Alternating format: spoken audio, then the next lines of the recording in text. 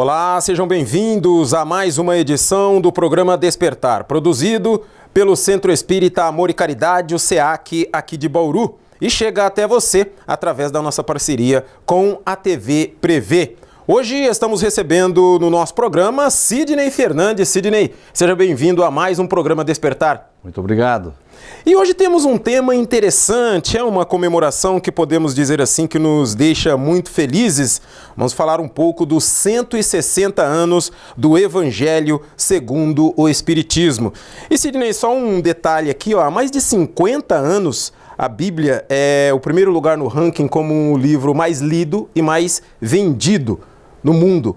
E antes da gente falar um pouco sobre o Evangelho segundo o Espiritismo, gostaria que você falasse um pouco da Bíblia, sobre como devemos lê-la, como devemos entendê-la, que a Bíblia, apesar de ser um livro muito bom, também gera muitas polêmicas, né?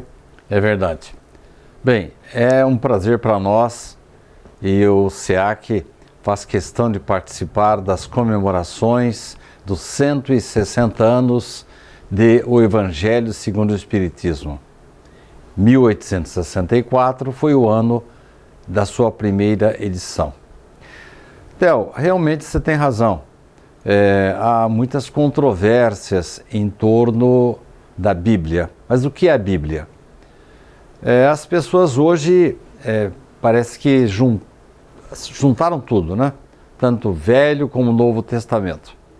Mas a Bíblia propriamente dita, e a palavra Bíblia do aramaico livro, é um livro contendo uma espécie de biblioteca, reunindo os diversos livros da religião hebraica. São 42 livros, todos foram escritos em hebraico e aramaico, e mais adiante o Papa Dámaso deu a Jerônimo, um sábio da antiguidade, que conhecia muito bem o grego, o hebraico, o aramaico e o latim, ele traduziu esses livros naquilo que ficou conhecido como Vulgata, a Vulgata Latina.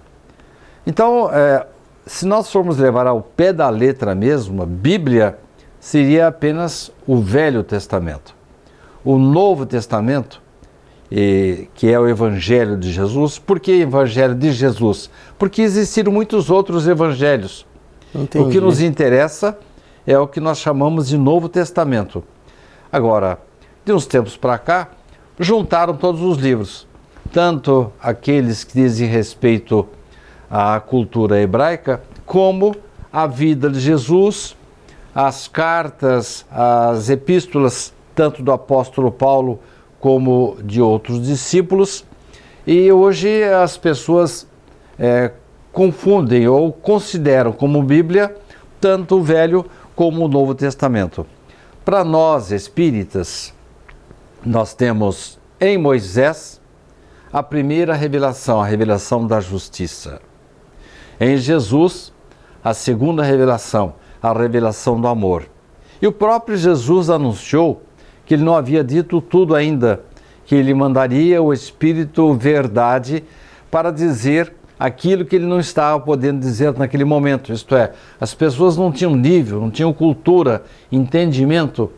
E isso veio a acontecer somente no século XIX, não através de profecias, não através daqueles meios de comunicação da época de Moisés e de Jesus, mas através dos espíritos sábios que vieram fazer, vamos dizer assim, um renascimento do cristianismo, que estava completamente esquecido. Então nós temos essas três revelações.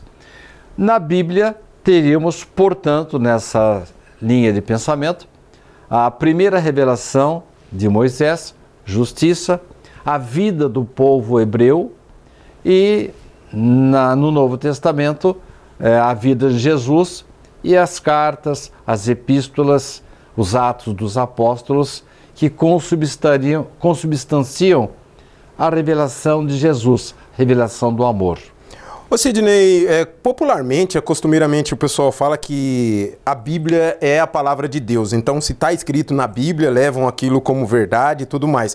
A Bíblia, a sua revelação, é realmente a palavra de Deus? Na verdade, Deus é o absoluto.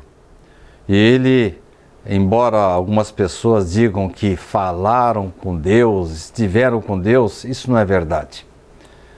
Deus é o absoluto e Ele manda representantes. E nós tivemos essa expressão, a palavra de Deus,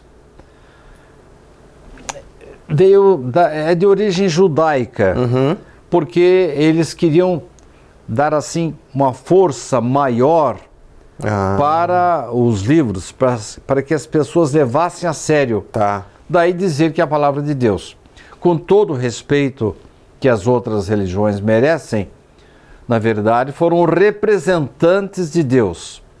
Inicialmente para Moisés e muitos outros discípulos de Moisés. E depois, com a vinda de Jesus, surgiram assim muitos evangelhos. Evangelho de Maria, Evangelho de Judas, muitos evangelhos. E como eu já falei, na Vulgata, Jerônimo fez uma seleção e reduziu para os 4 evangelhos, Mateus, Marcos, Lucas e João. E não foi a palavra de Deus, nem propriamente a palavra de Jesus. Foram descrições na base das lembranças.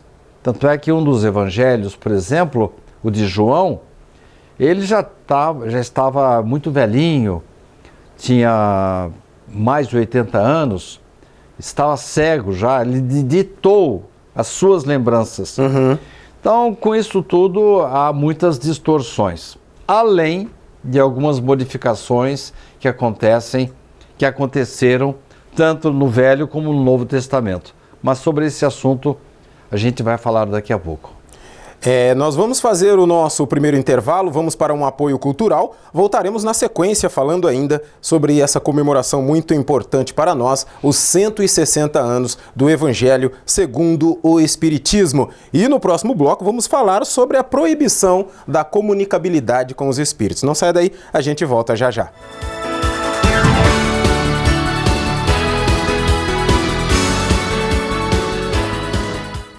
Você pode ajudar o SEAC de Bauru se cadastrando na campanha Nota Fiscal Paulista e indicando a nossa organização como beneficiária na doação automática. Com sua contribuição, nós recebemos o valor calculado em tributos fiscais e concorremos a sorteios mensais. Você também concorre a prêmios de até R$1 milhão e tudo com custo zero. Toda vez que você solicitar o CPF no ato da compra, a doação automática ocorrerá. Cadastre-se no programa Nota Fiscal Paulista pelo site ou, se preferir, baixe o aplicativo no seu celular.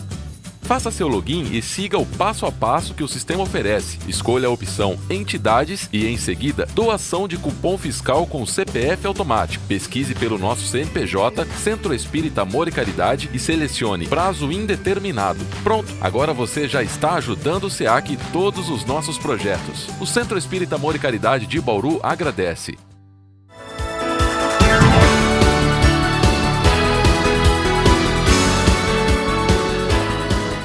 Estamos de volta para a sequência do nosso programa Despertar de hoje, comemorando, podemos dizer assim, os 160 anos do Evangelho segundo o Espiritismo. Sidney, a Bíblia condena o contato com os espíritos. Assim, como podemos aceitar os fenômenos da comunicabilidade deles? Tanto é que, se a gente for ver, principalmente para a doutrina espírita, esse é um trecho da Bíblia que gera muita divergência, né?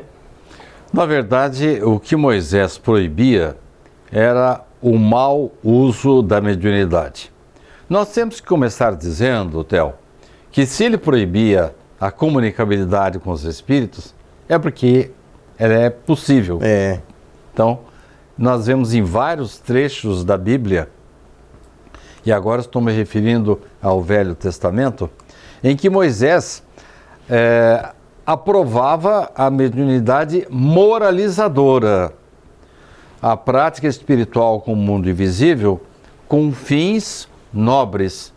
Agora, o que o Moisés proibia, o Espiritismo também proíbe. Por exemplo, entregar-se à adivinhação, a prognosticar, fazer mal agouro, fazer o que eles chamam de feitiçaria, de trabalhos contra as pessoas. Isso não é possível, mas as pessoas pensam que é. Porque um pensamento mal seu já atrapalha alguém se ela não tiver defesa. Mas usavam a mediunidade para levar mal, para trazer má sorte para as pessoas. Eles chamavam isso de necromancia, isto é, falar com os mortos. Esta magia, essa consulta aos mortos para interesses particulares, ou utilizá-las para negócios, ou as guerras, como eles faziam, isso o Espiritismo também condena.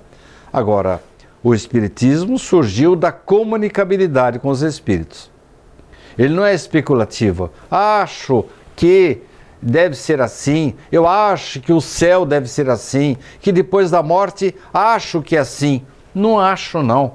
Os espíritos dos mortos voltaram, trazeram notícias fidedignas a respeito da vida deles lá. E mais do que isso, trouxeram leis morais, recomendações, avisos. Olha, se você continuar com esse tipo de comportamento, você vai ficar como eu. E aí o espírito dá o depoimento dele. Olha, eu estou sofrendo, estou passando mal, porque eu vivi mal aí na Terra. Então, os espíritos que trazem esses conselhos, essas orientações, principalmente orientações calcadas no Evangelho de Jesus, só trazem benefícios.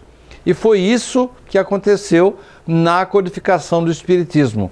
Inicialmente tivemos um livro de filosofia, o Livro dos Espíritos, explicando o porquê da vida, de onde viemos, para onde vamos, contendo inclusive leis morais que devemos seguir. Em seguida ele trouxe o Livro dos Médiuns, que é um livro, uma espécie de beabá para a experimentação mediúnica. E em 1864 ele trouxe o Evangelho segundo o Espiritismo, que é o livro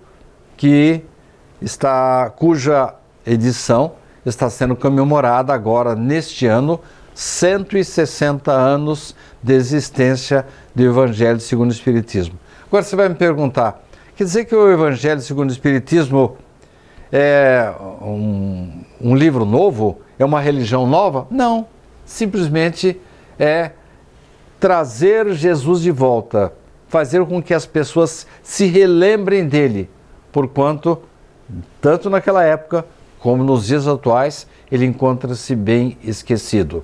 Mas com relação às comunicações dos espíritos, nós podemos assegurar que tudo que Moisés proibia, o Espiritismo também proíbe. E eu mesmo, antes de eu começar a seguir a doutrina espírita, quando eu ouvi a palavra Evangelho segundo o Espiritismo, eu achei que era uma outra Bíblia, o Espiritismo tinha uma Bíblia nova. Ele não desvalida a Bíblia, né, Sidney? De forma nenhuma. Ela esclarece alguns pontos que, como eu falei no começo do programa, a Bíblia abrange atualmente tanto o Velho como o Novo Testamento, mas a Bíblia propriamente dita era só o Velho Testamento. Então há passagens tanto no Velho como no Novo Testamento que não aconteceram. Por que que elas estão lá? Por falta de cuidado no momento das transcrições, porque nós não tínhamos computador, não tínhamos imprensa na época, eram papiros copiados um papel do outro, então havia erros de transcrição. E havia erros também propositais. Com isso, há muitas passagens que não aconteceram. Tem um momento lá que na Bíblia, no Velho Testamento, diz que o Sol parou. Peraí, nós sabemos hoje que quem se movimenta é a Terra em torno do Sol. E naquela época não se sabia disso. Então, como esta passagem, que contradiz totalmente a ciência, há outras, como por exemplo, no Novo Testamento. Em dado momento, Dizem que Jesus, no mercado, como o pessoal estava comercializando pequenos animais, porque era hábito dos judeus, uma determinada época, reunirem-se no templo para sacrificar animais, como sendo uma homenagem para Deus. Era a crença deles. Ora, isso era um mercado absolutamente normal. Era natural, né? Natural. E diz, inclusive, que eles ficavam em bancas, que foi ali que surgiu a palavra banco, em que eles trocavam moedas, eles traziam moedas diferentes de todas as origens, e eles trocavam um saco de arroz por moeda. Então, entendi. Surgiu dali. Pois bem, Jesus, em dado momento, teria, com chicotes, teria expulsado os vendilhões dos templos.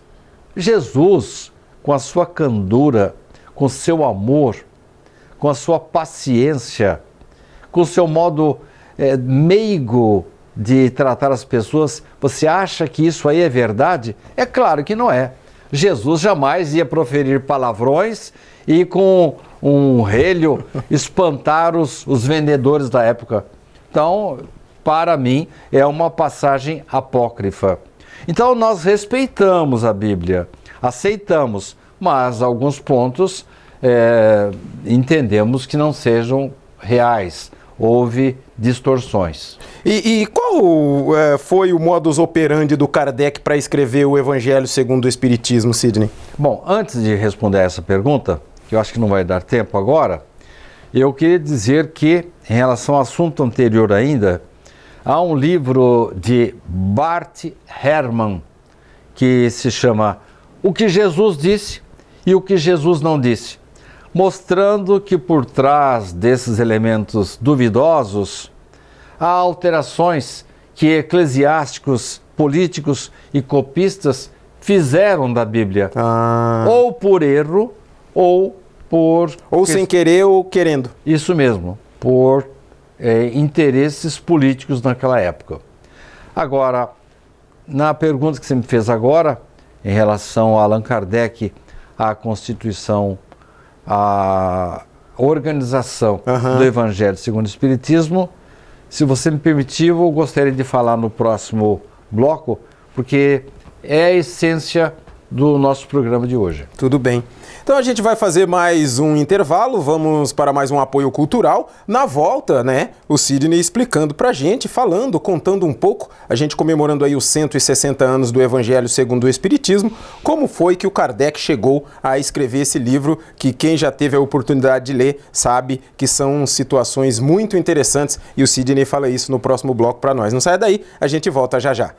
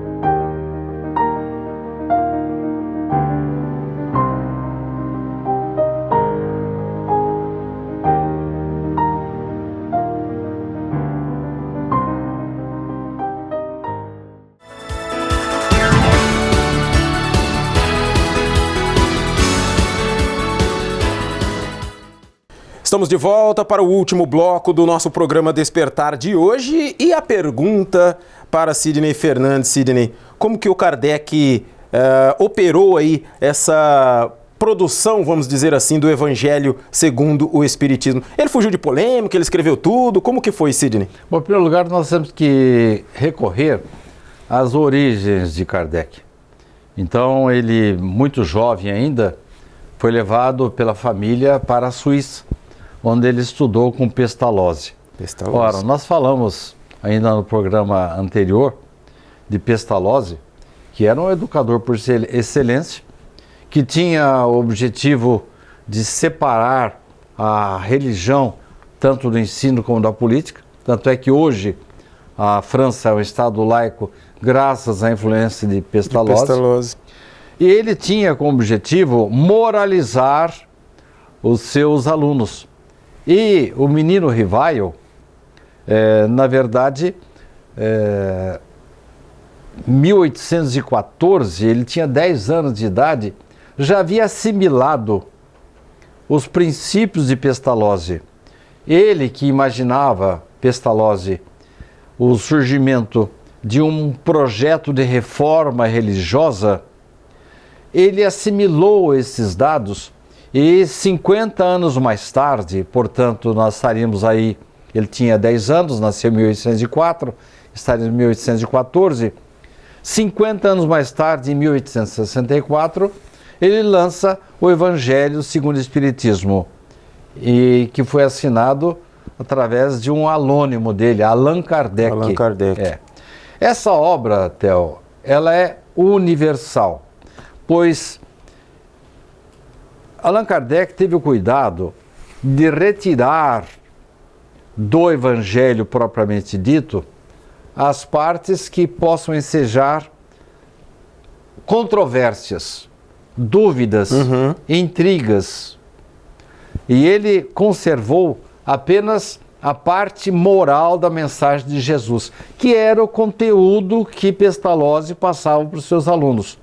Ele não entrava nas questões que pudessem trazer controvérsias. Ele só pegava a parte moral. O que é a parte moral da mensagem de Jesus?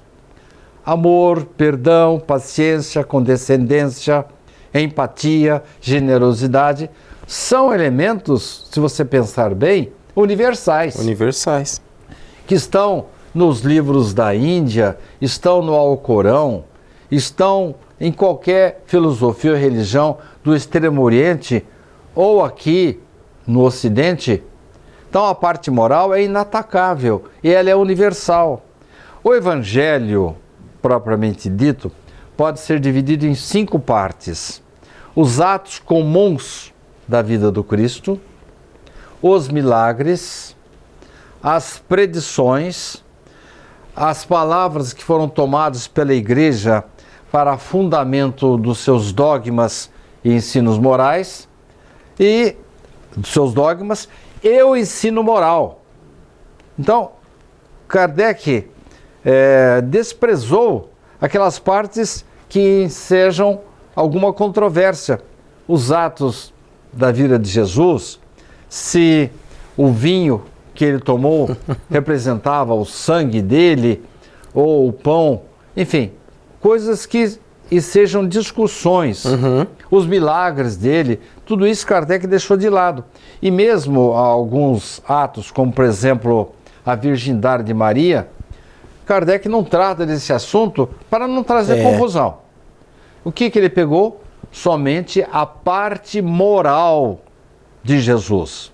Amor, perdão, condescendência, empatia, generosidade, amor ao inimigo. Olha só, naquela época, né? Então ele trouxe coisas revolucionárias. Conservou no Evangelho segundo o Espiritismo apenas a parte que não tem discussão, é inatacável.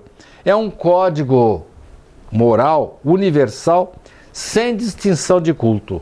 E qual... Eu acredito que ele teve, né, também a ajuda da espiritualidade. E qual que era o interesse dele? Por que fazer desse jeito um evangelho segundo o Espiritismo? Bem, quando ele codificou a doutrina, ele tratava o Espiritismo apenas como sendo uma filosofia. Porque falar em religião naquela época... Era complicado, né? Não, ele ia trair tanto a perseguição dos sacerdotes, que mandavam inclusive no Estado, como também dos materialistas. Então, ele falou só em filosofia. É um livro de filosofia. Isso foi em 1857. 4 anos mais tarde, ele lançou o Livro dos Médiuns, que originalmente fazia parte do Livro dos Espíritos. Era um livro só. Mas os espíritos falaram, vai ficar muito gordo esse livro grandão. E as pessoas não vão estudar. Então ele separou o Livro dos Espíritos, que inicialmente tinha 51 perguntas, 510 perguntas, para depois, na segunda edição, que saiu em 1860, já saiu com 1.018 perguntas. Algumas edições está com 1.019. Em 1861, lança o Livro dos Médiuns. Acontece que você for reparar em quase todas as comunicações que ele transcreveu para o Livro dos Médiuns, os espíritos dizendo: é preciso destacar o aspecto religioso do Espiritismo. É preciso voltar a falar em Jesus. E convencido pelos espíritos, isso foi em 1861, convencido pelos espíritos, ele foi pensando, amadurecendo a ideia de realmente tratar de religião dentro do Espiritismo. Foi quando, então, ele catalogou, separou no Evangelho segundo o Espiritismo a parte moral, a parte que incita a transformação do indivíduo, que com isso vai se religar novamente às ordens divinas, às leis divinas. O Evangelho segundo o Espiritismo foi inspirado pelos Espíritos. E esses ensinamentos foram muito mais amplos, desde que as pessoas tiveram algum entendimento, os apelos dos espíritos não mais cessaram. Entendi. 160 anos do Evangelho segundo o Espiritismo. Possivelmente voltaremos com mais algumas perguntas sobre essa comemoração desses 160 anos em um programa futuro, porque hoje não temos mais tempo. Estamos chegando ao final de mais um Despertar. Sidney, obrigado pela presença e até uma próxima oportunidade. Muito obrigado. E nós nos vemos na próxima semana para mais uma edição do programa Despertar do Centro Espírita Amor e Caridade. Até lá!